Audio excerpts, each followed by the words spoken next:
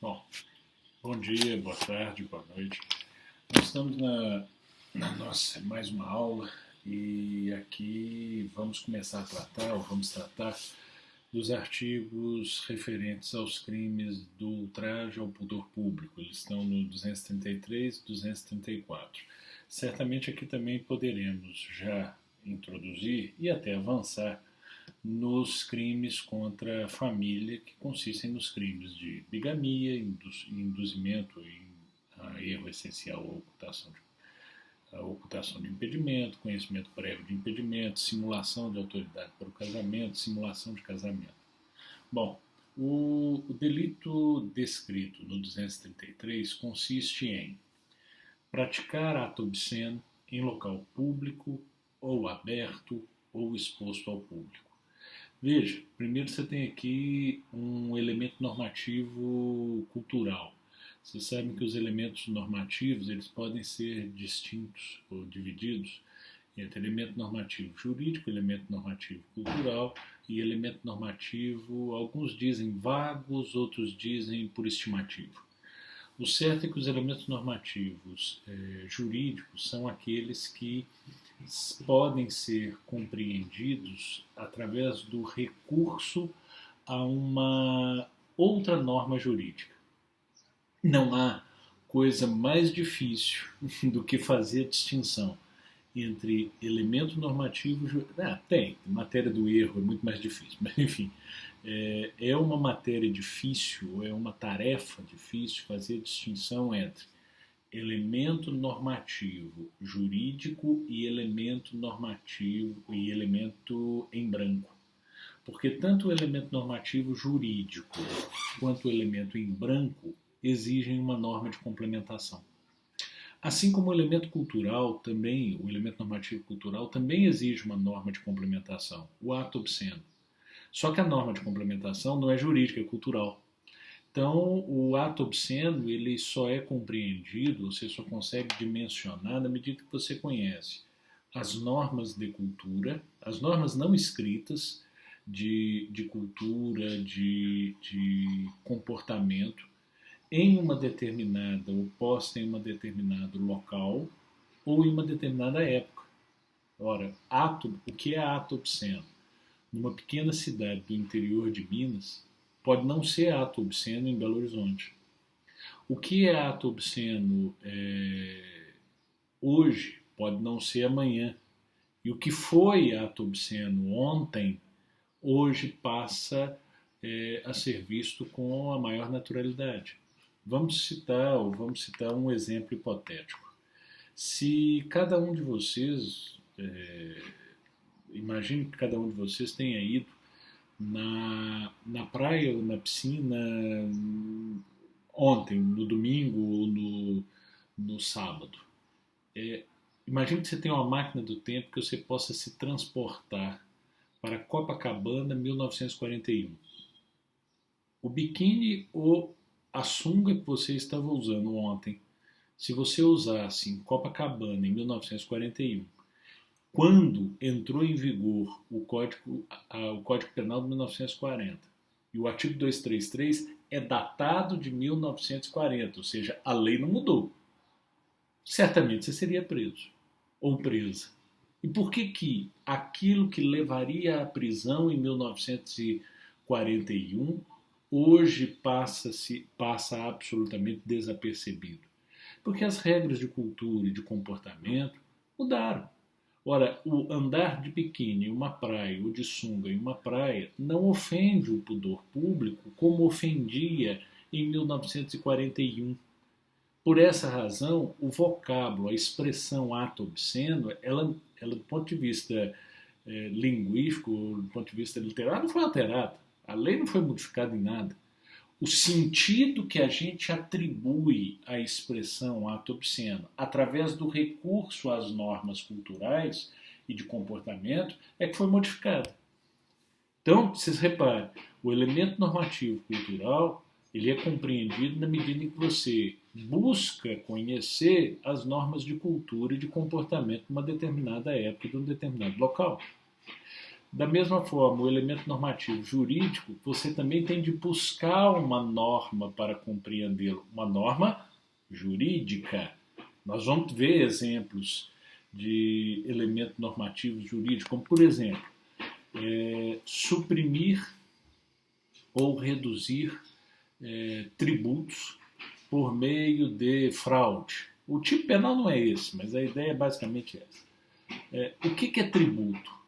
Você só vai saber o que é tributo se você se reportar ao Código Tributário Nacional.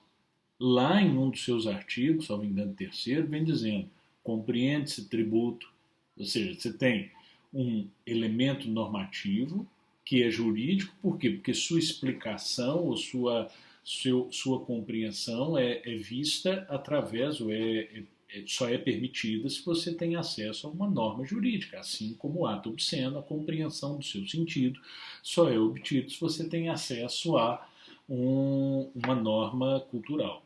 E é interessante, e aí é um exercício muito difícil de ser feito, mas o fato de ser difícil de ser feito não significa que se deva deixar de buscá-lo e de alcançar esse objetivo o tempo inteiro, mas o conceito de ato obsceno, no caso concreto, ele não pode ser verificado, ele não deve ser verificado através das concepções do magistrado.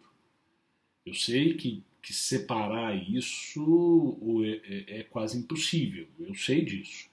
Mas o que se deve perseguir como um propósito ideal é o seguinte: o magistrado ele deve avaliar se o ato é obsceno ou não a partir da concepção do meio aonde o ato foi praticado e não das suas próprias concepções. Isso significa que, se eu tenho um magistrado muito conservador em uma comunidade muito liberal, ele deve ter uma visão muito restrita do que é ato obsceno. Porque não pode ser a sua visão do que é ato obsceno, que é mais ampla. Tem que ser a visão do meio social. Ao contrário, se você tem um juiz progressista em uma sociedade conservadora, a visão de ato obsceno deste juiz deve ser mais ampla. Embora a dele seja mais restrita, porque ele é um progressista, deve ser mais ampla, porque deve buscar o sentido do que compreendemos ato obsceno no meio social e não nas suas próprias visões e pré-compreensões do mundo. O ato obsceno, o tipo penal, ele traz aqui uma circunstância de lugar, ou seja, não se pode praticar em local público, ou aberto, ou exposto ao público. Então, consiste em ato obsceno, se você pratica um ato, consiste em crime de ato obsceno, se você pratica um ato atentatório ao pudor público na varanda de sua casa, desde que esta varanda seja exposta, embora privada, seja exposta ao público. Imagina o indivíduo sair dançando pelado na avenida, ou na sacada que dá vista para a Avenida Afonso Pena, em Belo Horizonte. Ou seja, o local é privado, mas está claramente exposto ao público. Bom, visto isso, vocês devem estar se perguntando: Tarcísio, você não fez a diferença entre elemento normativo jurídico, que você até me contou o que é, mas não distinguiu, de elemento em branco, que compõe as chamadas leis penais em branco. Permita-me fazer essa distinção em tipos penais um pouco abaixo. Veja o seguinte: fazer, importar, exportar, adquirir ou ter sob sua guarda, para fins de comércio, de distribuição ou de exposição pública, escrito, desenho, pintura, estampa ou qualquer objeto obsceno. Não sei a idade de vocês, mas se vocês têm perto de 40 anos, vocês vão lembrar que quando vocês eram adolescentes, as Playboys eram vendidas em bancas com uma capa opaca na frente. Por que aquela capa opaca? Porque era uma estampa obscena. Então você precisaria colocar uma capa opaca para não incorrer no artigo 234. É evidente que esse tipo penal não é que deixou não é que não está mais em vigor, ele está. Mas o tempo fez com que a gente considere escrito, desenho, pintura, estampa obscena muito menos coisas do que eram consideradas em Belo Horizonte de 1980, em Belo Horizonte de 1960, ou em Belo Horizonte de 1940. Da mesma forma, hoje se pode, não vai se considerar uma exposição de objeto obsceno, se pode ter funcionando tranquilamente sex shoppings em Belo Horizonte com indicação clara de que aquele comércio é um sex shop, inclusive com objetos expostos em vitrine. E isso não leva à prisão de ninguém mais. Uma vez perguntei isso a uma aluna, ela morava numa cidade do interior e quando eu falava sobre isso na aula virtual, nós estávamos na pandemia, ela mencionou assim, Tarcísio, se isso acontecer aqui na minha cidade, o mundo cai.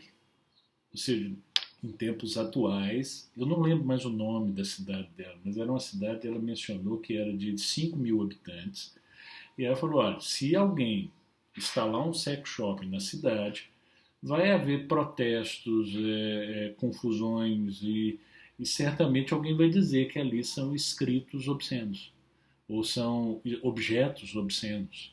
Então é muito curioso, é muito interessante como você verifica que o conceito de obsceno varia não só em razão do tempo, como também em razão do espaço.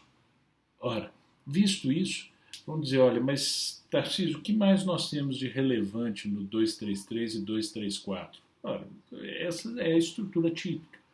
O que eu acho que seria curioso e muito interessante se verificar é a ligação desses tipos penais, e não são só esses, mas desses tipos penais, com o exercício da liberdade de expressão, de manifestação de pensamento e de manifestação artística.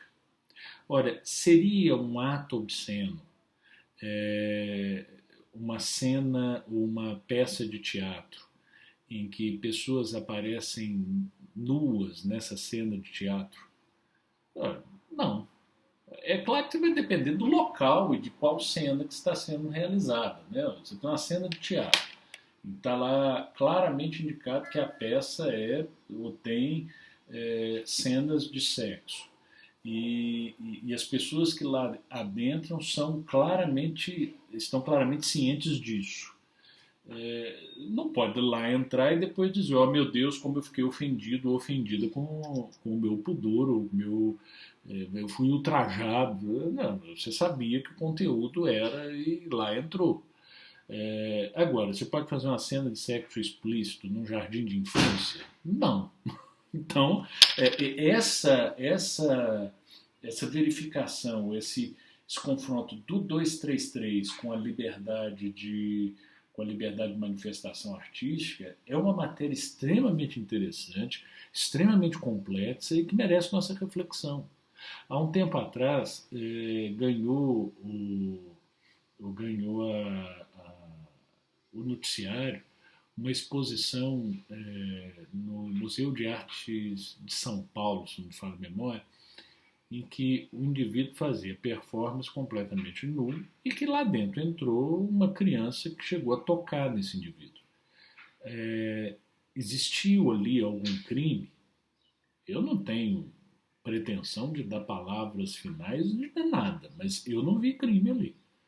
Olha, você tinha o toque da criança, tocou na canela do indivíduo. O toque da criança não era um ato sexual, então a gente não estava ali nos crimes de natureza sexual. Havia um aviso muito claro que ali tinha conteúdo, cenas de nu. A criança entrou acompanhada do seu genitor, ou da sua genitora, não sei. É inadequado? Você pode discutir isso. Se é adequado, se é inadequado, se uma criança de tão pouca idade pode ter acesso ao nu, notadamente ao nu do sexo oposto. Você tem discussões interessantes nesse sentido. Mas adequação ou inadequação não é sinônimo de crime.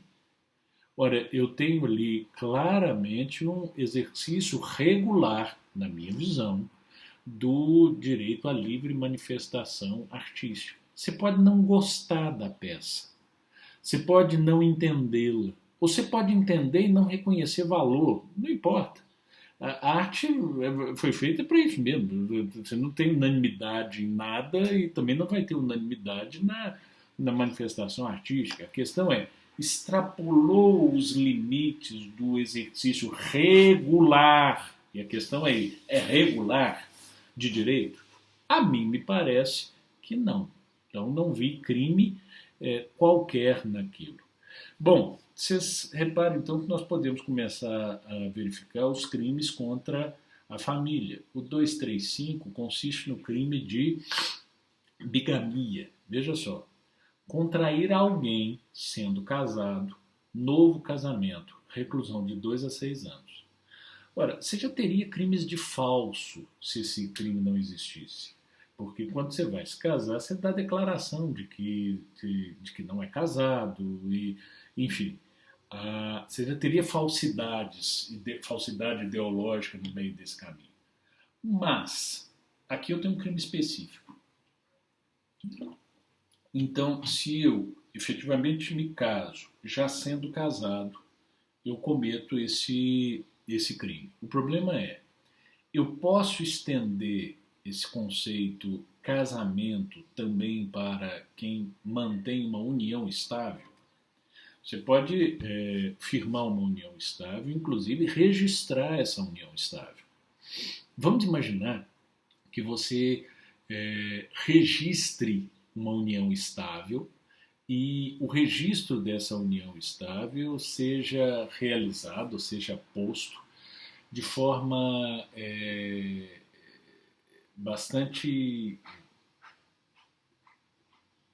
de forma formal, né? Você registrou dentro dentro de um cartório e mantém a união estável. Sem desconstituir esta união estável, você vai a um cartório e se casa. Ou mantém uma outra união estável. Consiste nesse crime? Alguns vão levantar e dizer, sim, consiste neste delito, porque a Constituição equiparou o casamento à união estável. Não consiste. Casamento está equiparado à união estável, tem os mesmos direitos, deveres, a mesma dignidade, não há dúvida nenhuma disso. Mas a Constituição tratou como institutos distintos, embora equiparados. Você não equipara aquilo que é. Imagine, isto é equiparado a uma caneta. Não, isto é uma caneta. Isto é equiparado a uma tampa de água. Não, isto é uma tampa de água. Então, se a Constituição falou união estável equiparada ao casamento e a lei facilitará a conversão da união estável ao casamento, é porque tratou como dois institutos distintos. Que não tem muita importância essa distinção para nenhum outro ramo do direito, mas para o direito penal, por força do estrito cumprimento do dever legal, sim. E não entenda essa minha fala como uma fala conservadora, moralista, não tem nada a ver com isso.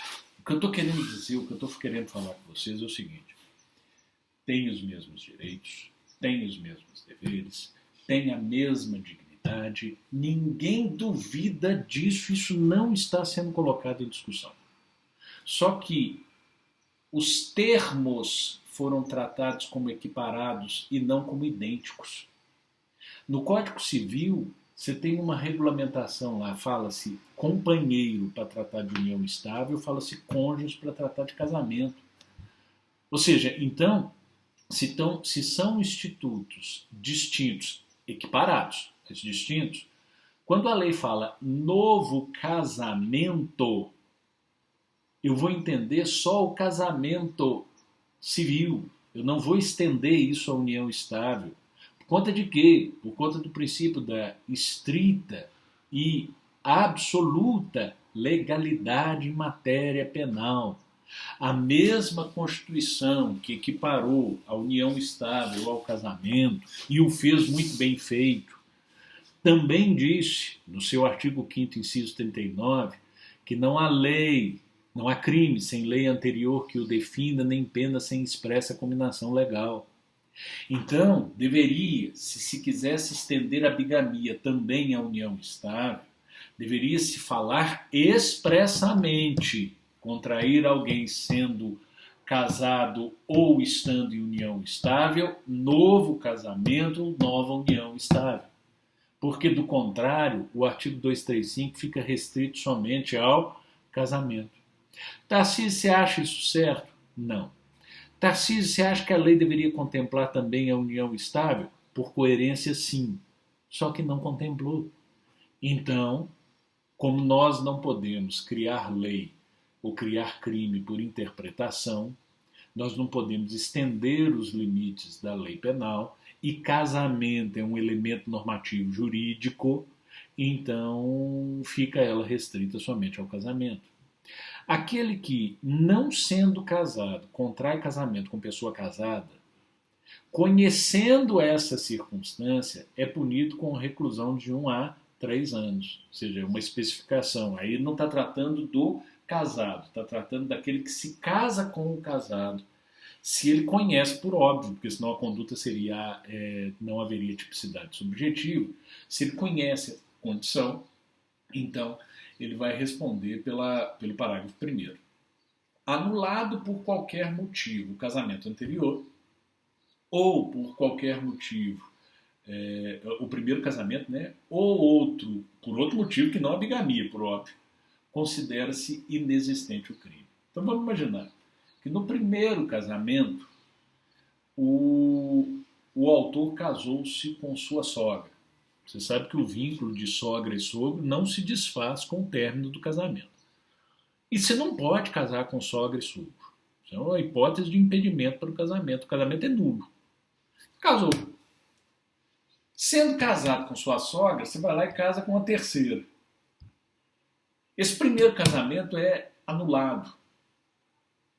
Inexiste o crime de bigamia por ter se casado pela segunda vez, sendo casado anteriormente. Por quê? O casamento anterior é nulo de pleno direito. Há o artigo 236 que vem dizendo o seguinte: contrair casamento, induzindo em erro essencial o outro contraente, ou ocultando-lhe impedimento que não seja casamento anterior. Olha, esse crime é muito interessante, embora muito pouco verificado. Nunca vi um caso desse, mas os casos que a gente conhece são só os hipotéticos. Mas pensem no seguinte. Vamos imaginar a seguinte situação.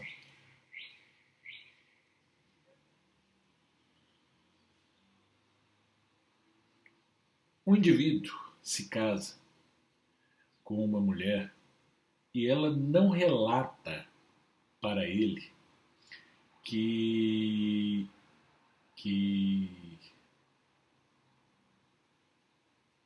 ela foi membro, vou criar uma situação aqui, membro do Partido Nazista Alemão e que era enfermeira no campo de Auschwitz, ajudando a selecionar as crianças que seriam executadas em câmaras de gás. Esse indivíduo se casa com ela aqui no Brasil, sabia que ela era alemã, mas não tinha ideia de que ela teria participado do Holocausto. Com o casamento já firmado, ele descobre, ele mexendo nos documentos dela, descobre que ela tinha um outro nome, que ele não sabia, que ela era criminosa de guerra, fugitiva, e vai interpelá-la e ela confessa que realmente ela selecionou crianças para morrer no campo de concentração. O casamento para esse indivíduo se torna insuportável, com razão, né? Se torna insuportável e diz: olha, você me induziu a um erro essencial, porque você me fez casar você permitiu que eu me casasse com você sem que você revelasse o seu passado. E o seu passado faz parte de quem você é. Então, essa pessoa cometeu o crime de erro essencial em relação ao casamento. Imagine que o indivíduo se casa com uma mulher e não revela para essa mulher que ele é pedófilo. Ela descobre isso no curso do casamento. Essa informação torna o casamento para essa mulher insuportável. E esse indivíduo cometeu o crime de contrair casamento induzindo em erro essencial o outro contraente. Por que é essencial? Porque é algo de tão relevante no passado daquele indivíduo, no primeiro exemplo daquela mulher, que torna o casamento insuportável.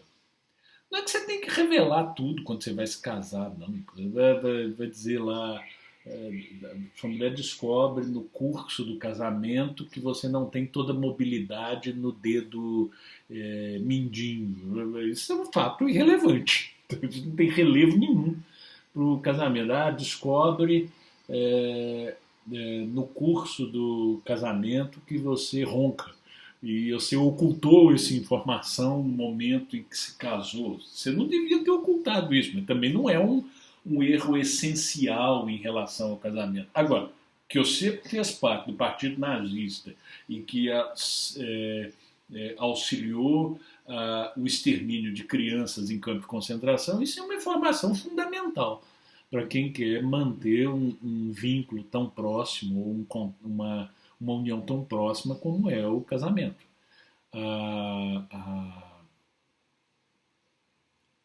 Segundo ponto seria ocultando-lhe impedimento que não seja casamento anterior. O que é impedimento para o casamento? Onde que eu vou encontrar as hipóteses de impedimento para o casamento? Esse é um elemento normativo. Esse é um elemento normativo? Não, esse é um elemento em branco. Não é um elemento normativo. Impedimento para o casamento é elemento em branco. Casamento é elemento normativo jurídico. Explico. Não podem casar-se, artigo 1521, os ascendentes com os descendentes, seja o parentesco natural ou civil. Então, pai não pode casar com filha, mãe não pode casar com filho, a avó não pode casar com neto e por aí vai.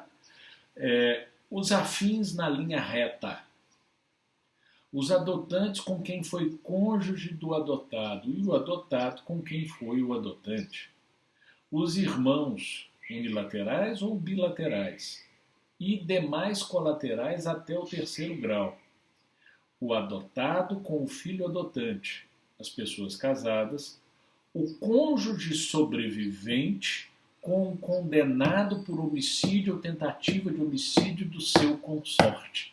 Ou seja, se alguém matou seu marido, você nunca vai poder casar com ele. Se alguém matou sua esposa, você nunca vai poder casar com ele ou com ela. Então, esse artigo 1521 traz quais são os elementos ou quais são as hipóteses de impedimento para o casamento. E aí eu coloco uma questão para que a gente possa refletir. E antes de fechar a nossa aula. A mulher do atual presidente, a Michelle Bolsonaro, poderia separar-se dele e casar-se com o bispo, que é aquele indivíduo que tentou matar o Bolsonaro em Juiz de Fora? Existe impedimento para o casamento? E se o Adélio Bispo, ocultando de Michelle, que foi o autor ou que tentou matar o seu marido, casasse com ela, cometeria o crime do artigo 236 do Código Penal? Aí vocês vão dizer, claro que sim, Tarcísio, porque o cônjuge sobrevivente não pode casar-se com o condenado por homicídio ou tentativa de homicídio contra o seu consorte. Para não estragar meu exemplo, vamos imaginar que o Adélio não fosse inimputável e que ele fosse efetivamente condenado pela tentativa de morte do atual presidente. Poderia haver esse impedimento? Olha que interessante. O Código Civil fala em homicídio ou tentativa de homicídio contra o seu consorte. O Adélio Bispo não foi acusado de tentativa de homicídio. Ele foi acusado de crime contra a segurança nacional, que é atentado pessoal por motivação política. Tá, acredito eu, no artigo 20 da Lei de Segurança Nacional. Não é crime contra a vida. Então você vai me dizer, Tarcísio, isso pode ser um impedimento para o casamento? Eu não sou professor de direito civil, mas acredito que sim, porque a interpretação da lei no Código Civil ela é um pouco mais ampla do que no Código Penal.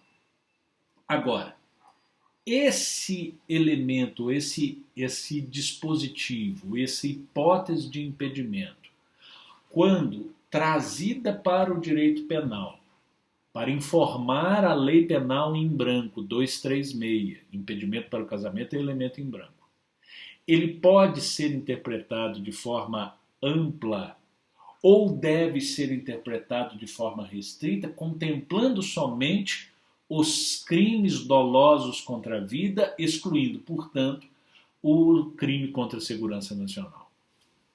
Vamos deixar para a gente conversar sobre isso na nossa próxima videoaula, que será na próxima segunda-feira. Tá certo? Gente, muito obrigado e desejo a vocês uma ótima semana e bons estudos. Vocês podem acompanhar o falado ou dito na aula de hoje pelo manual que eu já postei ou pode pelos textos que eu vou encaminhar de hoje para amanhã e colocar no portal para vocês. Então, você já tem material para estudar, eu vou colocar mais para que vocês possam ter uma pluralidade de materiais para estudo. Tá certo? Eu agradeço a atenção de vocês, um abraço e até semana que vem.